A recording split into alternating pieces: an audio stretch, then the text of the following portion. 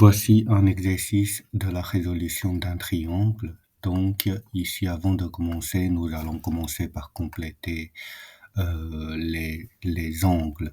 C'est-à-dire, en face du côté A, c'était alpha, en face du côté B, c'était bêta, et en face de C, c'était gamma. On nous donne aussi que le côté A, ça fait 10,5 cm. Et l'angle alpha vaut 52 degrés et l'angle bêta qui vaut 110 degrés. Voilà. Donc, on est censé de chercher la longueur du côté B, du côté C et l'angle gamma. Avant de choisir les formules, donc il faut se poser la question, est-ce que ici on est dans le cas où on doit commencer par les relations cosinus? Donc, c'est-à-dire les deux cas où on nous donne soit, par exemple, les deux côtés et l'angle formé, et ici ce n'est pas le cas puisqu'on nous donne deux angles. Et le deuxième cas, c'était qu'on nous donne dans un triangle, donc les trois côtés. Du coup, ici, ce n'était pas le cas non plus, ce qui signifie qu'on n'a pas besoin des relations cosinus. Maintenant, je vous conseille, pour ceux qui ont des difficultés de choisir les formules, vous entourez les informations qui sont données et vous choisissez parmi ces deux formules-là. Qu'est-ce que vous pourrez utiliser pour résoudre ce triangle-là? Donc, on nous donne le alpha, on nous donne le bêta et on nous donne le côté A.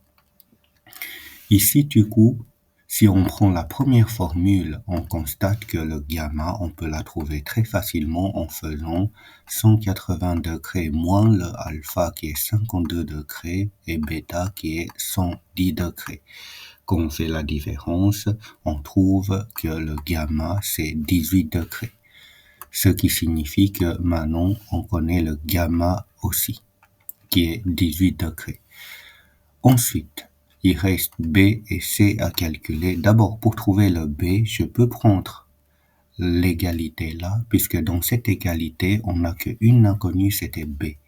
Et en plus de ça, comme l'inconnu se trouve au dénominateur, en fait, cette relation-là, on peut aussi la noter comme A sur sinus de alpha égale à B sur sinus de bêta. C'est équivalent. Ok. L'avantage de prendre l'inverse, c'est puisque, comme ça, l'inconnu se trouvera au numérateur. Du coup, on aura A qui vaut 10,5 sur sinus de alpha qui est 52 égale à B sur sinus de bêta qui est 110.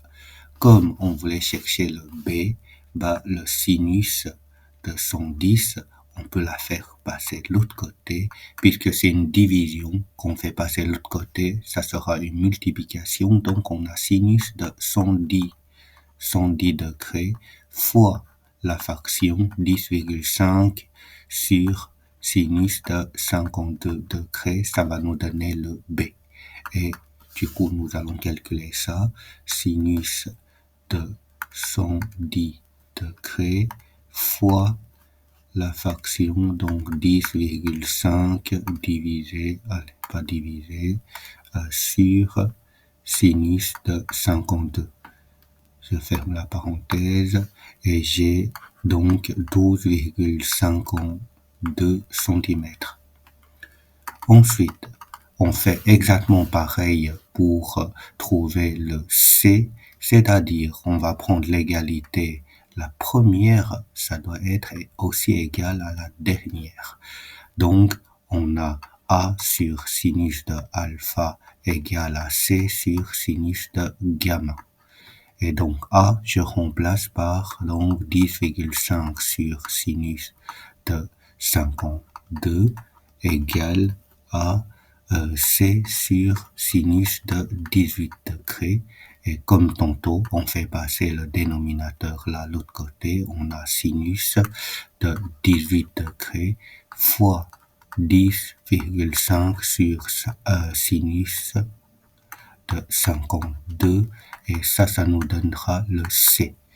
Et du coup, on doit calculer sinus de 18 fois la fraction 10,5 sur sinus de 52. Ah, zut. Donc sur sinus de 52. Voilà, on trouve ici, après avoir arrondi à deux chiffres après la virgule, c'est 4,12 cm. Voilà, ça c'était pour un premier exemple.